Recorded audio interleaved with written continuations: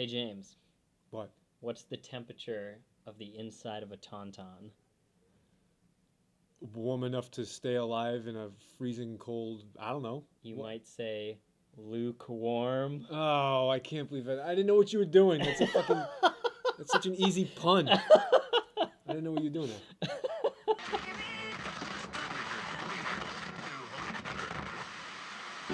You are listening to Loud on the Set with Kyle and James.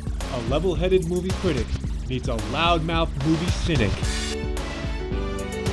And action! All right, welcome back to the show. My name is Kyle. This is James. And today, James, what are we doing? Cold Calls Star Wars edition. Oh boy, so we're doing some cold calls, hearkening back to our recent two-part episode about Star Wars The Force Awakens. I can tell James is extremely excited to go down this road again. But we're going to catch up with some people, because of course we had some time restraints, and I'm sure that not everybody got to say exactly what they wanted to. So we're going to do some cold calls. Well, I guess at this point they're kind of lukewarm calls. Yeah. We've reached out and have asked if folks are available and wanted to give some comments, and they of course said that they would like to. From our panel of experts. Yeah. Our nerd panel. Yeah. Our nerd panel. Okay, let's do it. So we're gonna start with Josh, and I'm gonna call him up right now. Lukewarm calls. And by the way, with this phone call to Josh, this is now his third appearance on Loud on the Set. So, Kyle, he's making it becoming into kind of our a regular. Yeah, he is. We can go to Josh with nearly anything we'd like to know about anything science related. Yeah. Josh is a good guy. Josh. Hello. Yeah, man. Hey, Josh, what's going on? Not much. How's things? Things are good. Hey, Josh, you're the first one we're calling here. So, I feel so privileged. yes. So we're doing some lukewarm calls, as you know. We want to harken back to our conversation, our two episodes that we had, and of course we didn't all get to say what we wanted to say. So, Josh, was there anything about The Force Awakens that you wanted to tell us and the listening folks out there? Oh my God, you know how to ask loaded questions. Let's see. First off, we had talked a little bit about Kylo Ren's fall. There's something else about Kylo Ren. We talked about the lightsaber, how it's kind of junky. We talked about, I was just listening to that episode the other night, so I've got all these things fresh in my mind. Awesome. All right, you're the third person I'm about listening half then. the hits on that YouTube video, you know. Let's see. There's a big point I wanted to raise with our estimable friend James about the inclusion of other intellectual property in these big science fiction genres. Interesting. So basically, the That would be universal the thing I'd be lore. most interested in unpacking. Okay. So hit us with How your. responsible is a movie for including every single part of its lore? Mm-hmm. And is lore from outside the movie in any way permissible in the sort of analysis of the movie? I like that. That's a good philosophical. That's a good philosophical film topic. So let's hit it. What do you think? What's your opinion on it? Well, I would offer my own as we have two possibilities. Number one, we're going to have complete, big, well-thought-out, well-explained science fiction movies that are 9.5 hours long, which some people are willing to sit through for sure, but we call those mostly TV shows, and even then we chop them up into smaller bits. True. Mm-hmm. Does a movie require having a smaller, less thought-out universe because of its smaller format? I don't think so. Okay. I think that explaining more outside of it is just a way to get that full, rich story that we expect from a well-thought-out universe, while not making the average viewer sit through the entirety. Interesting. So your beef was with James. So James, your response to this? Okay, my response is this. The original trilogy, right? A New Hope, Empire Strikes Back, Return of the Jedi, was made back in the day where there was no expanded universe. Agreed? No. No! Go on. No. Right out the gate. So, I have a question for you. If you only watched A New Hope, you are in many ways very familiar with the characters of Chewbacca Right. and Han Solo. Right. Why do they hang out? I mean, I know the reason for that. Why But is what it? I'm saying is, when was their backstory like generated and put out into this expanded universe? As the movies were happening, or after the fact? Way after the fact, no? Ostensibly, it was released to the public after the fact, but according to Okay. Lucas, he thought it out beforehand. All right. Well, whatever. It doesn't matter. My greater point being that the first three movies stand alone. They're brilliant, and they accomplished a ton without the aid of manuals, without the aid of video game tie-ins, without the aid of cartoon series and all that shit.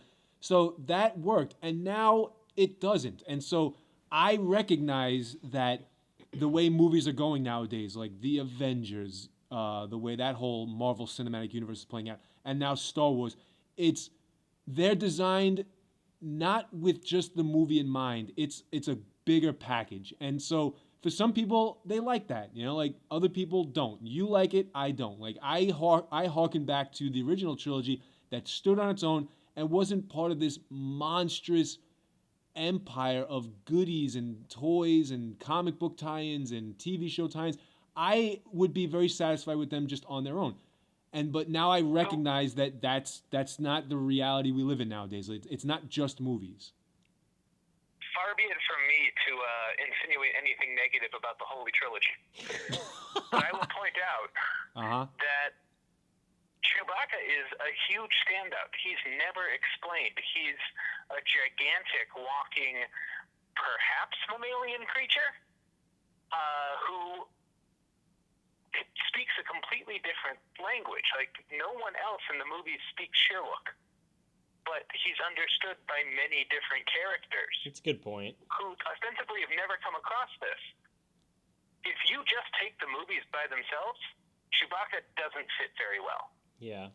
Yet it's an integral part of the story. I can see I that. don't see that with the original. Perhaps it's just a soft spot I have for the original trilogy, but I don't see that as a lacking of backstory that needs to be filled. I see that as borderline comic relief, wink and nod of the suspension of disbelief, where humans understand droids, which understand giant Bigfoot creatures, and so on and so forth. It comes in the package of an entertaining suspension of disbelief that we all sort of agree upon the minute we see something hit light speed. Not everything has to be explained, because those are the little charming elements to it. They're not major plot developments, which is what is happening now with these expanded universes. So I want to take this point and kind of round it out here so we can talk about some other things as well. I see where both of you are coming from, and I think there's a happy medium here. I think that with film, as long as the required things to understand, to fundamentally understand and appreciate your film and your characters are presented in your film, I see no problem with taking that expanded universe outside of that so that people can dive in really deep and they can see Han Solo's blaster and know everything about it and how it works. Things you don't really need to explain in the film to make the story connect with the audience. I think I like learning about some of those things, and especially when they come from the mind of the creator. So when it comes from somebody like Lucas who envisioned these things, I enjoy that. But then I think it has to stand on its own as well as the film to present that to the public. You can't assume that somebody's going to come in outside of that with knowledge to watch the film. I think that's cheating the public a little bit. But I would reckon to say that this film did not do that. What's that? The film should be a primer. It should teach you enough for you to want to dig more. Yeah. And to James' somewhat cynical bone, I will offer the olive branch of no one has ever accused Star Wars of avoiding blatant cash grabs. That is true.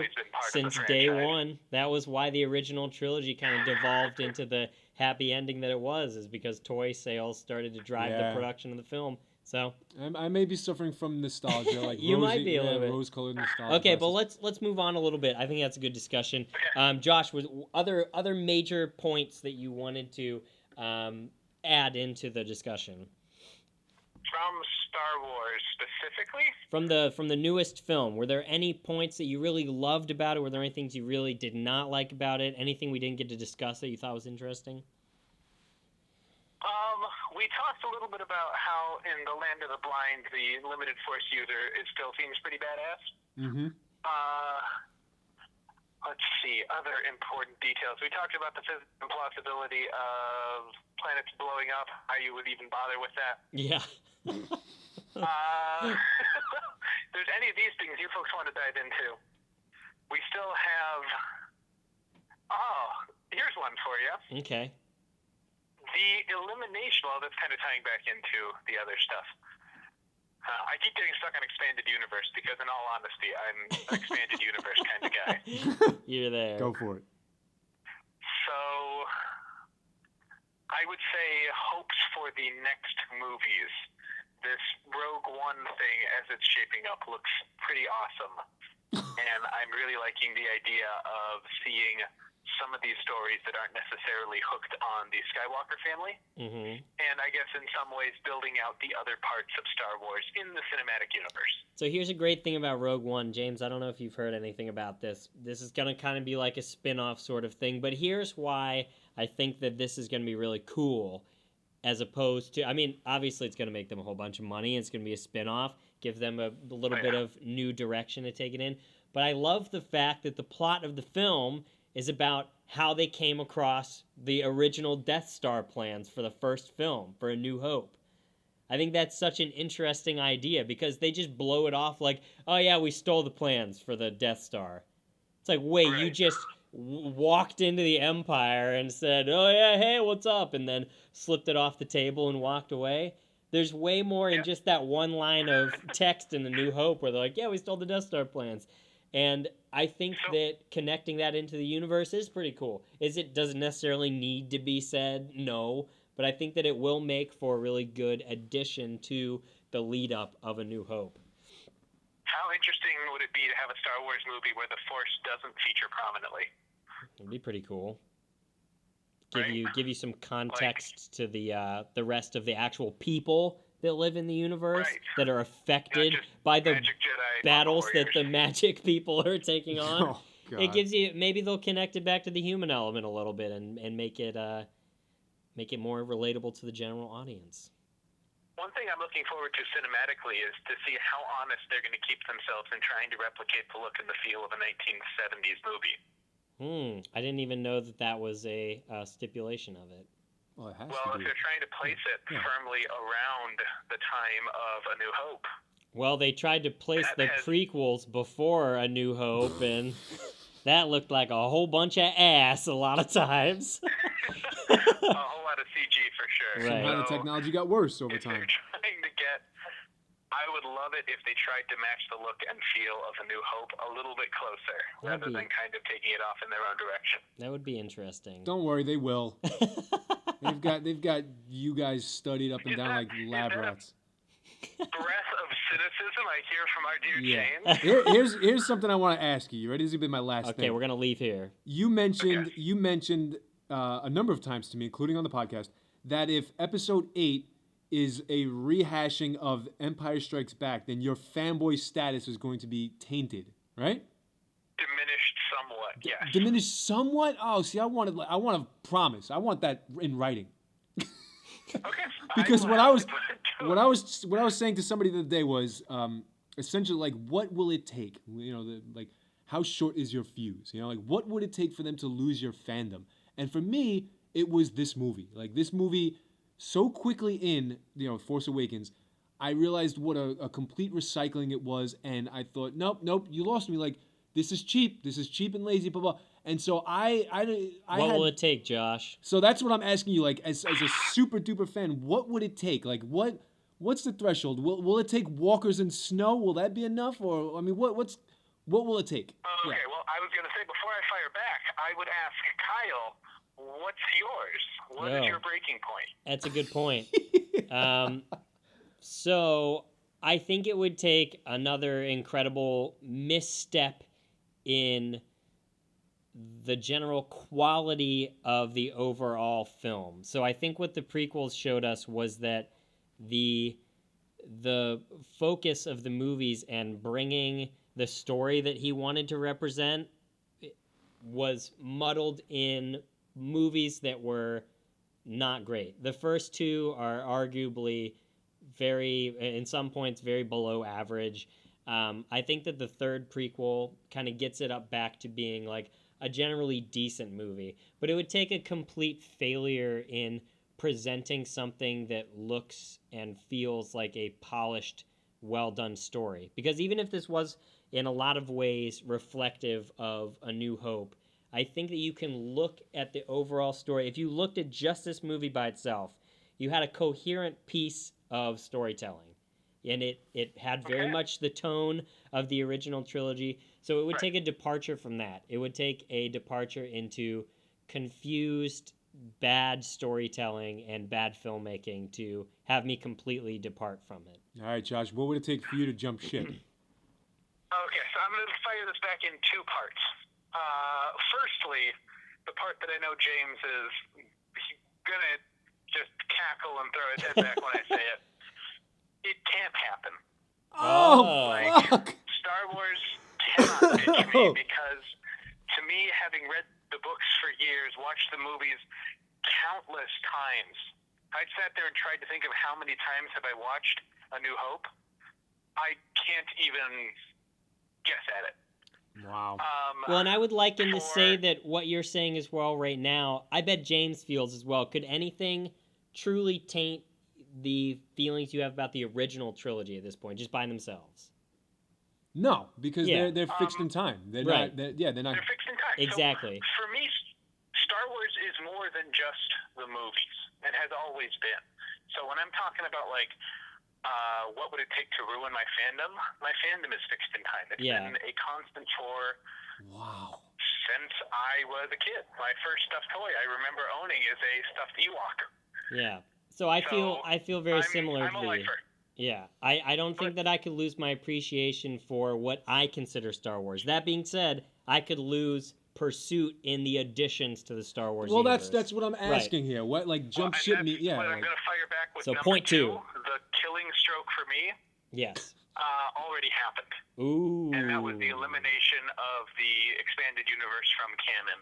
Interesting. When they reset that was really hard to hear. Yeah.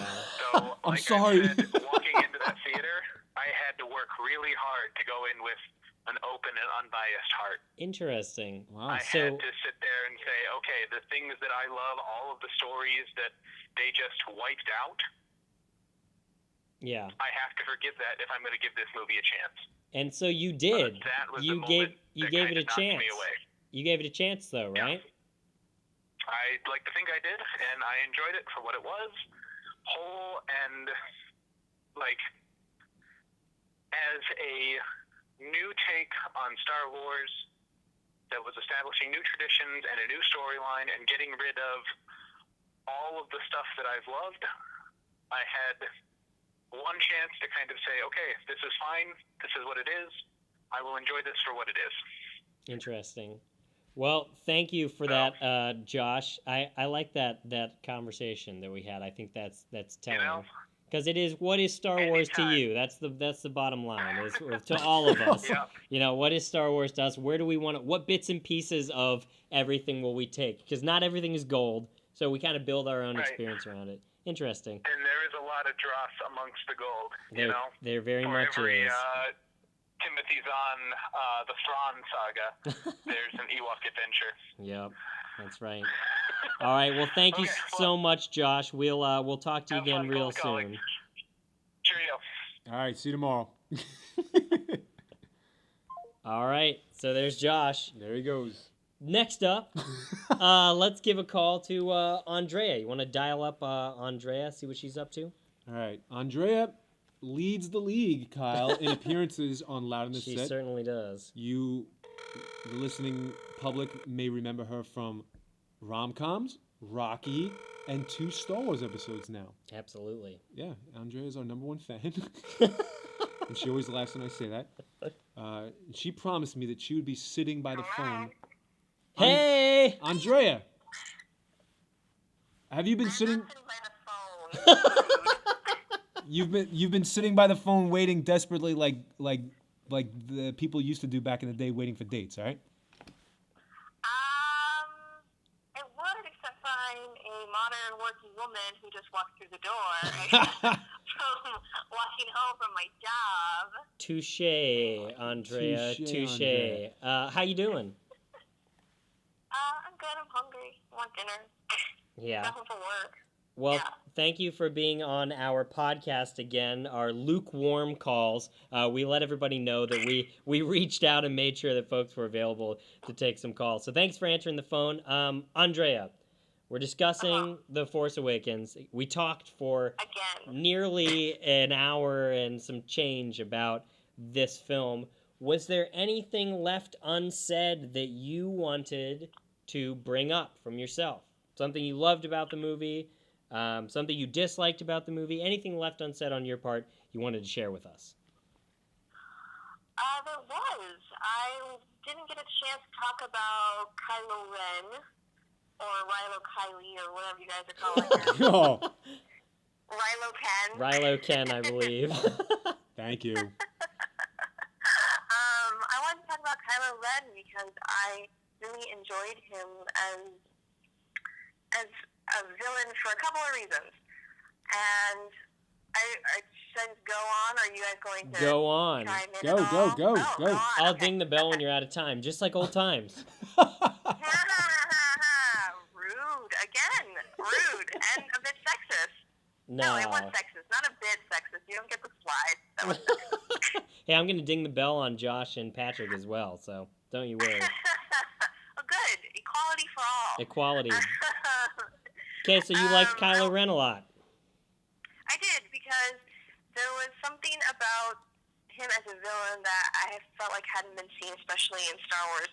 And for contrast, thinking about Darth Vader in the original trilogy, he's a very ambiguous, impersonal evil, you know? He's the big bad, but he has a mask, so there's no real connection. He's just evil, right? You just know that. But with Kylo Ren, his malice is so personal, and it becomes even more so when he takes off the mask and he interviews or he interrogates Rey. And to make things even worse or creepier, he says something very rapey, which is he looks her up and down and he says, "I can take whatever I want."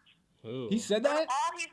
He says that. Damn. And what's terrible about it is he could have said, you know, "I can reach into any part of your mind and, you know, against your will." He could have said something like a little less rapey, but it was just, "I can take whatever I want." And it was very disturbing. I felt very uncomfortable when he said that. And so I'm very intrigued about where the character is going to go.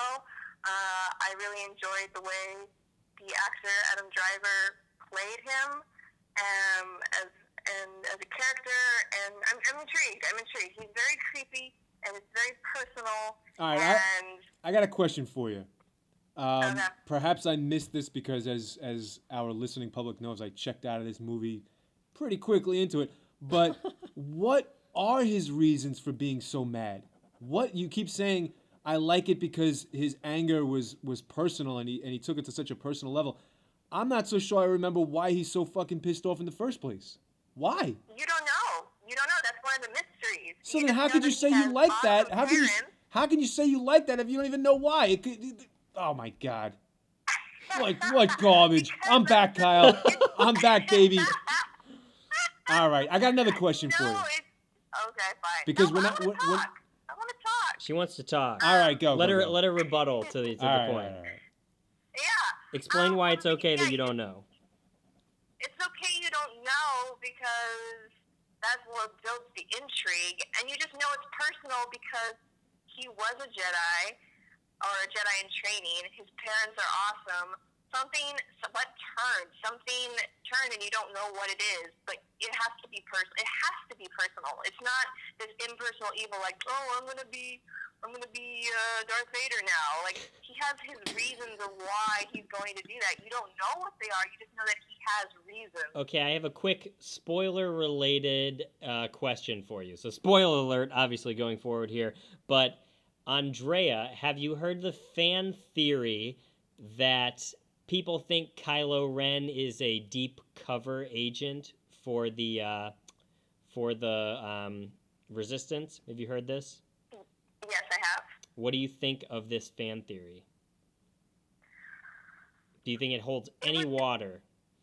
It could be. There's so much mystery wrapped up in this first movie. It could. Do I think it's something that's really going to happen? I don't know. I think it's interesting, but I don't know. It kind of, again, spoiler alert for the big death scene, it kind of makes Han Solo's death not as important in a way, you know? It was really touching after Kylo Ren, stabs him, that he reaches out and he puts his hand on his son's face like, I still love you. Right. And if that hand reaching out was, you're doing what you needed to do to make things right, I don't know if it would have the same, it would still mean a lot, but I don't know if it would have the same meaning. Yeah. I get pretty hysterical at that moment every single time I see that movie, so. I don't know how we avoided basically talking about Han Solo's death for the other two episodes.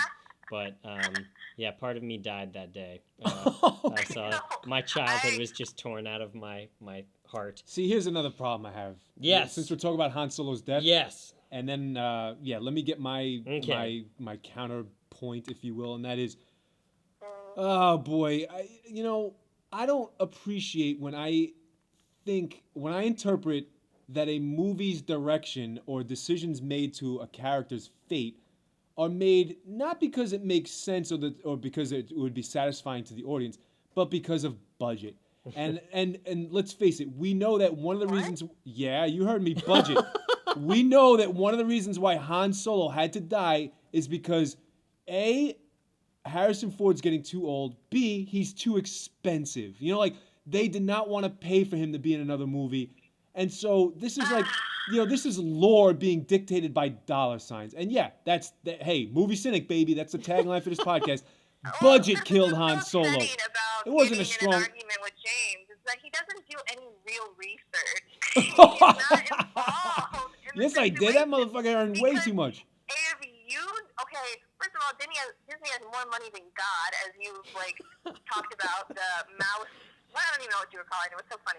Anyway, but they have more money than they ever could use, and so of course, paying for Harrison Ford isn't an issue.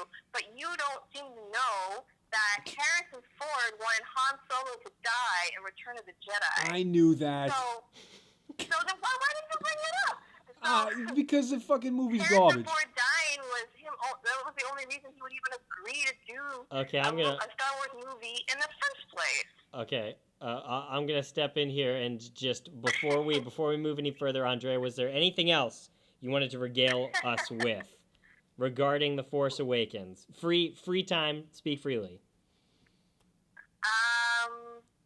No, I'm good. I've talked about it a lot. All right, then I got a question for you, because we're gonna wrap it up with a question. For the listeners to Loud on the Set, you may have caught at one point towards the end of episode 2, I think, that Kyle was going crazy and he lost his mind for a second. And he said that he enjoys the prequels now. Remember that? I remember it. Kyle remembers it. Anyway, Kyle really likes the prequels, and he was going on about that and how he has a newfound appreciation for them. That works. And all right, Kyle had his moments, so he said those things, and then Andrea jumped in and said, "That's your white male privilege speaking." To which the rest of the panel went, "What?" Like that. Andrea, explain, why is Kyle's newfound appreciation for the prequels an example of his white male privilege? I think there might have been some confusion here, but let's address it anyway. Go. The reason I said that, it wasn't one. I would say two, shock factor. But number one reason was the prequels, even more so than the original trilogy, lack any kind of diversity, whether it's gender or race.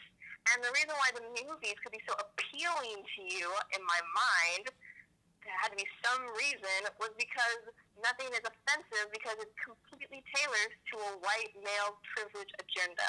Okay, so I will address that by saying, number one, that the main the main appreciation that I came away with from the prequels, because I've had time to kind of qualify it now, was the direction of it. I think that George Lucas, when not given the infinite tools of CG technology, has a really good eye for direction. And every scene where basically two people are together, a couple of people are talking together in a small situation, had very, very well-crafted direction in terms of stage movements, in terms of cinematography. Every scene there looked really brilliant. And the other thing that I really enjoyed about them was that it seemed like Lucas took the time to take those films and add new things to them. So this is one of the things that James complained about, was looking at the newest film and seeing a lot of recycled old kind of material, you know, old characters, old spaceships, old locations. You know, we're back on, let's call it Tatooine again, you know, exactly. But with the prequel trilogy, he took time to move to different locations, move to different star systems, move to new characters. He tried new things, and I can appreciate that now going back and seeing that. I can see all the work that went into the art. The set decoration is amazing, and the art direction is really good. Unfortunately, that again gets lost in very subpar plotting, very subpar screenplays. The Jar Jar Binks. I mean, we can just say it, Jar Jar Binks and all of that. But that was I came away from it with respect for the filmmaker that was putting the images on screen. So that was mainly it. But I'm glad you think that I'm the white male. Privilege. Poster child I for. was just trying to come up with some reason of why you would actually enjoy it. I know. You know. Anyway. No harm, no foul. I wasn't trying to hit anything below the belt. I gotcha. I understood. It was mostly for shock value anyway. I saw your face. But on that note, we got to let you go, Andre, because we got to call some other folks. So thank you very much for picking up the phone and chatting with us. All right, Okay, well, Andrea. thank you for calling. I'll see you guys tomorrow. All right, see you tomorrow. Bye. Bye. There she goes, Andrea. There she goes. Number That's one good fan. chat. Yeah, good chat. But on that note, I can't believe it, but we're going to end part 1 here. This is going to be a 2-parter. So we're going to end up with 4 Star Wars things here eventually. So we'll spread these out a little bit, give you something to chew on for now. But this is part 1 of lukewarm call. Oh, lukewarm. See what I did there? Lukewarm calls. I hate when you pun out of control. When I pun without trying to, yeah. End of part 1 of lukewarm calls about our Star Wars talk. I think we got some new points out of here, so that was really good to hear from.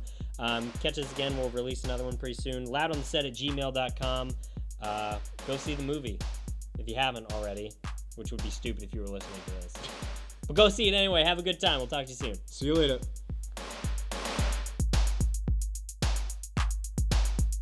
And cut.